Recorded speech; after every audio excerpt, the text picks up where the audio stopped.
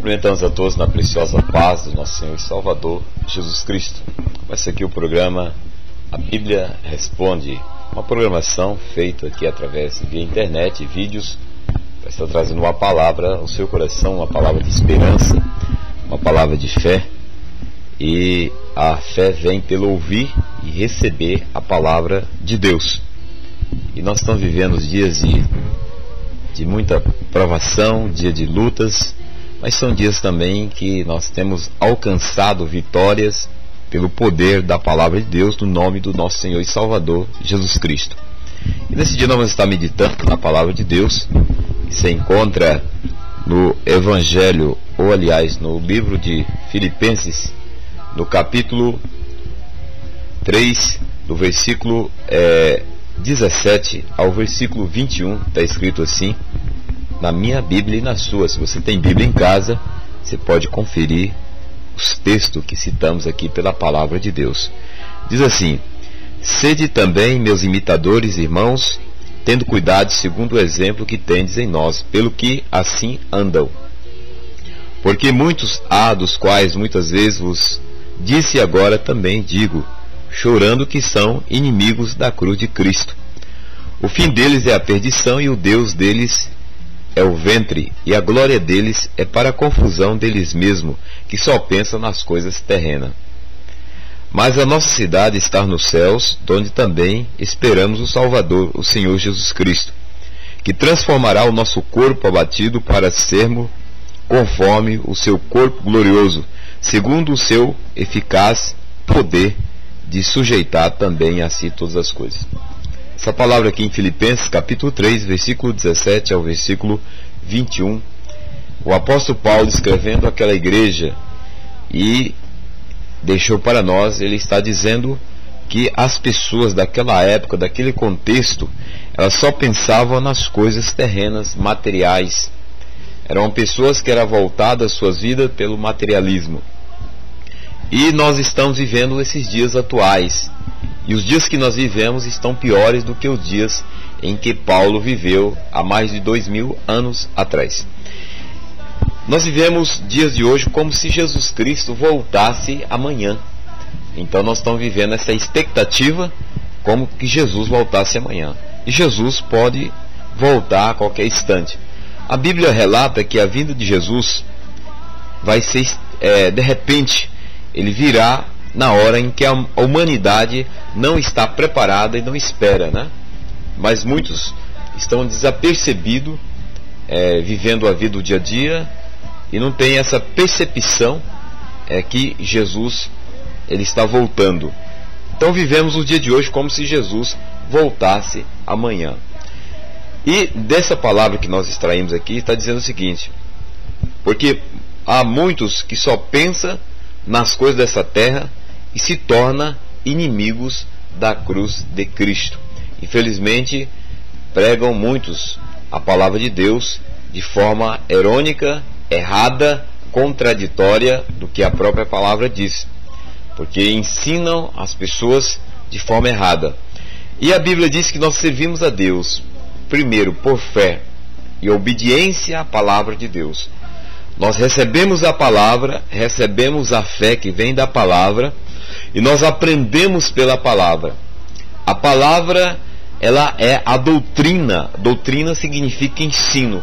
Então ela nos habilita, nos capacita, nos instrui e nos direciona como nós devemos servir a Deus por meio do nosso Senhor e Salvador Jesus Cristo. Agora muitos estão pregando a palavra por um benefício pessoal, um benefício próprio, por poder, por dinheiro e por tantas outras coisas. E o Evangelho, ele é para ser pregado sim. Tanto que Paulo diz, seja por porfia, ciúme, inveja, por comércio, o Evangelho tem que ser pregado. A essência da palavra não vai mudar. Então, o sentido do Evangelho é que nós conheçamos o autor dele. Quem é o autor? É Jesus Cristo, Filho do Deus vivo. Arrependei-vos e crede no Evangelho. Arrependei-vos, convertei-vos. Esta é a mensagem central do Evangelho.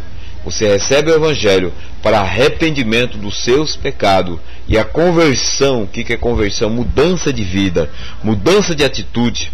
mudança de pensamento, se entregando e se rendendo ao senhorio de Cristo e servindo a Deus em espírito e em verdade. Então Paulo está dizendo para aquela igreja que estava ali situada em Filipe, né, aquela igreja daquela cidade de Filipe, e para nós nesses dias. Se você tem Bíblia, nós recomendamos as pessoas estarem lendo a Bíblia. Você pode ler em 1 aos Coríntios, capítulo 15, diz aqui em 1 aos Coríntios, capítulo 15, no versículo 19, está escrito assim: se esperamos em Cristo só nesta vida, somos mais miseráveis de todos os homens. Se você espera em Cristo somente na vida terrena, limitada aqui a 70 anos, né? Como diz o Salmo 90, muitos chegam a 80 anos, outros passam até dos 100 anos, mas a vida termina aqui. Se limitar, a pessoa limitar somente a esta vida, mesmo buscando a Cristo só por esta vida, pelas coisas desta vida, a Bíblia diz que somos homens mais miseráveis sobre a face da terra. Então a vida não se limita de um cristão somente nas coisas da terra, ou seja, são questões de inversões de valores. Não podemos trocar os valores de Deus, da palavra de Deus, pelos valores transitórios e passageiros da terra. Nós estamos aqui de passagem. A Bíblia fala que nós somos peregrinos em terra estranha. Então nós estamos aqui de passagem. O homem vive aí 70, outros vivem 50, 40, 20. Outros morrem ainda na fase de criança, outros da adolescência, da juventude, outros da velhice, mas todos partem para a eternidade.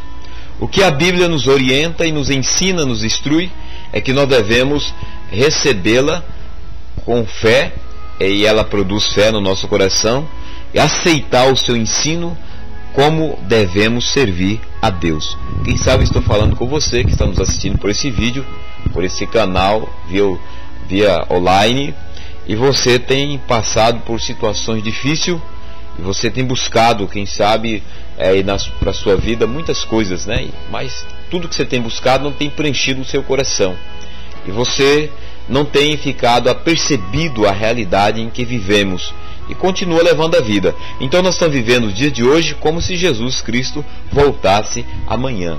Muitas pessoas dizem assim, mas falava que Jesus voltaria no ano 2000, e 2000 se passou já 11 anos depois de 2000, nós estamos no ano de 2011, e Jesus não voltou. Tudo bem, não voltou o ano 2000, Jesus pode voltar no ano 2015, Jesus pode voltar daqui a 100 anos, não importa o tempo, a época, a data, a hora. O importante é que você, eu, estejamos preparados. Mas você também tem aí na sua consciência que alguém muito querido seu, ou quem sabe até um familiar, um amigo, partiu para a eternidade. E qualquer momento você também pode partir para a eternidade.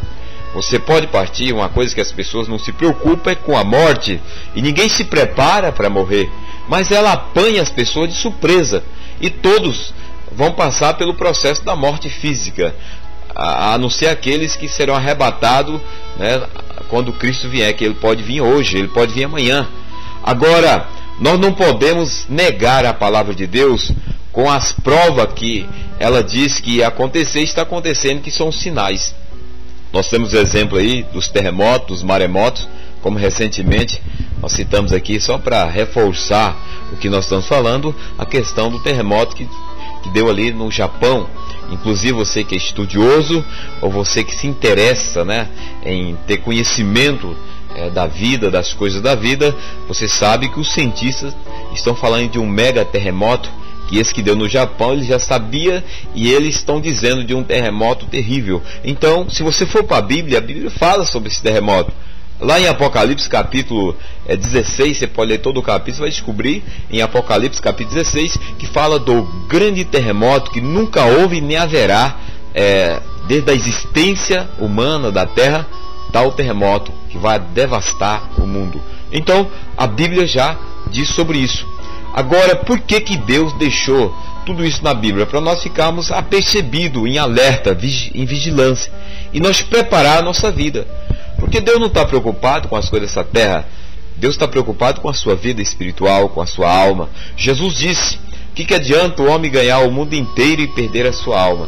Então Paulo vem com essa palavra aqui em Filipenses, no capítulo 3, do qual nós estamos lendo, e no versículo 18, porque ele diz assim: porque muitos há os quais muitas vezes os disse e agora também digo, chorando, que são inimigos da cruz de Cristo.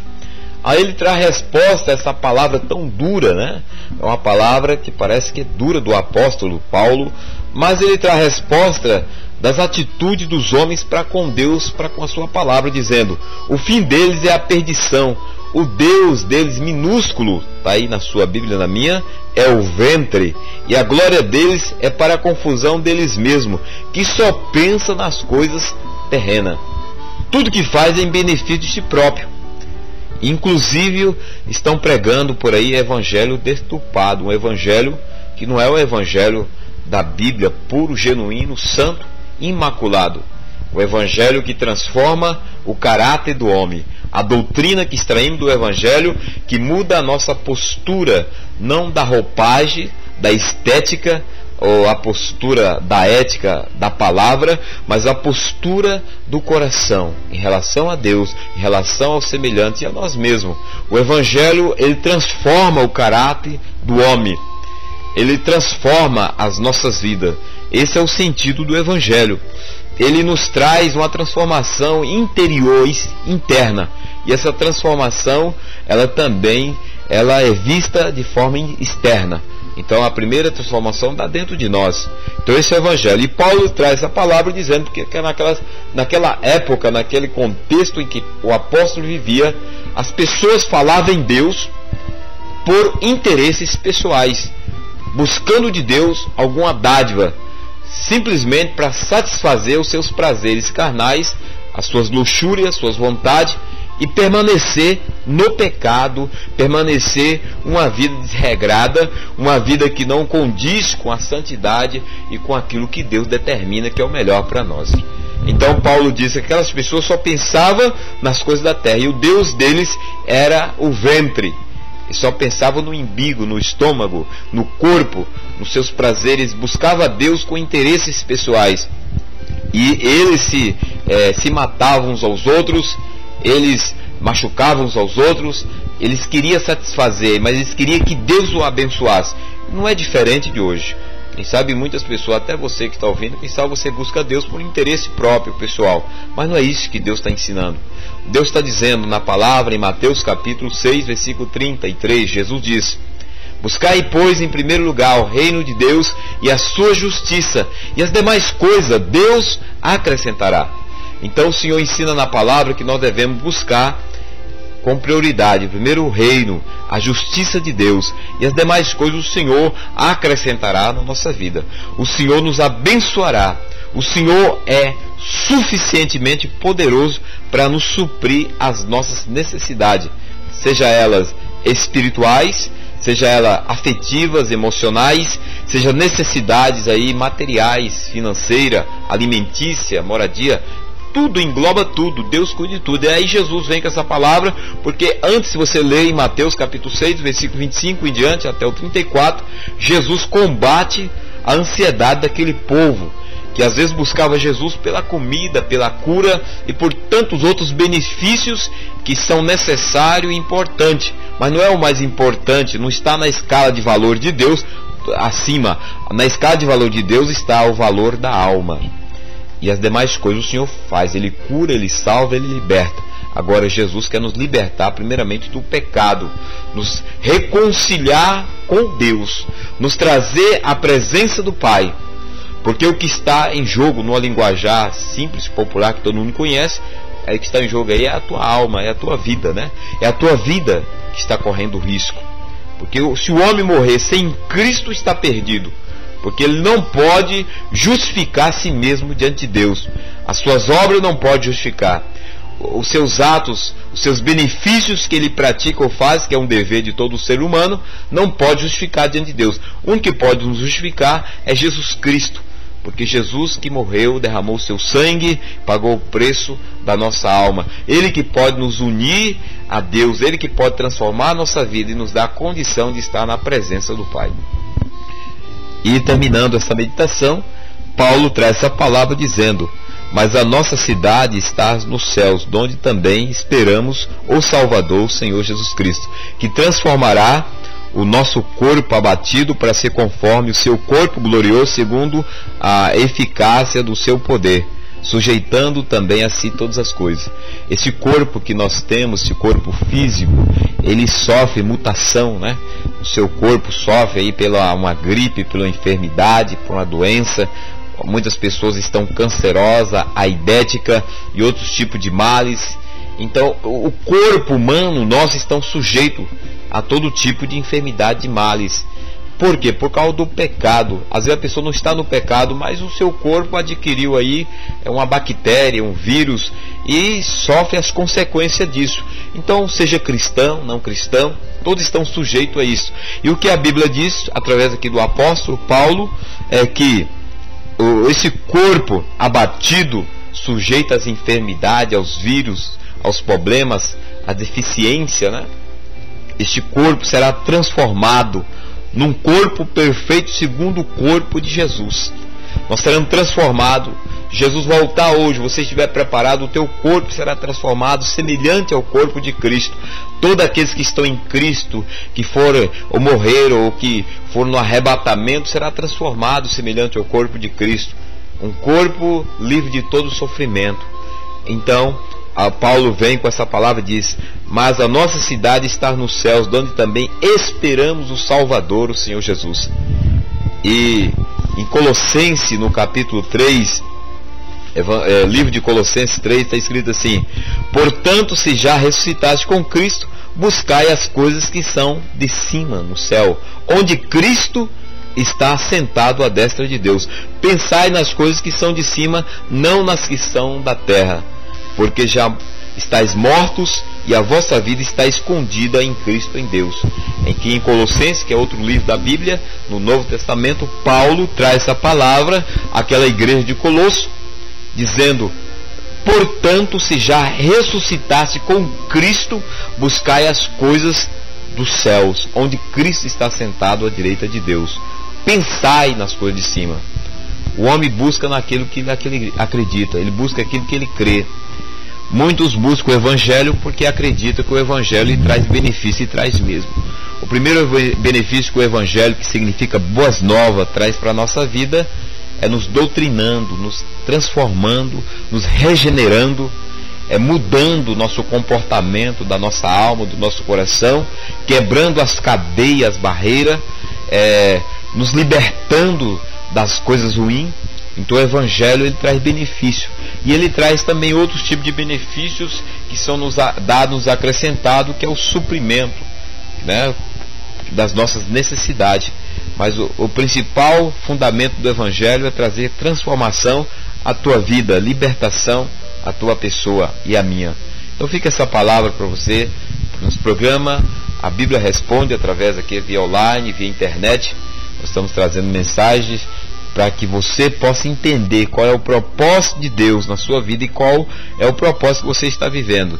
Se você quer ir morar no céu, você tem que primeiro dar o passo, colocar Jesus como Senhor e Salvador da tua alma, buscar Jesus, entregar a sua vida a Jesus.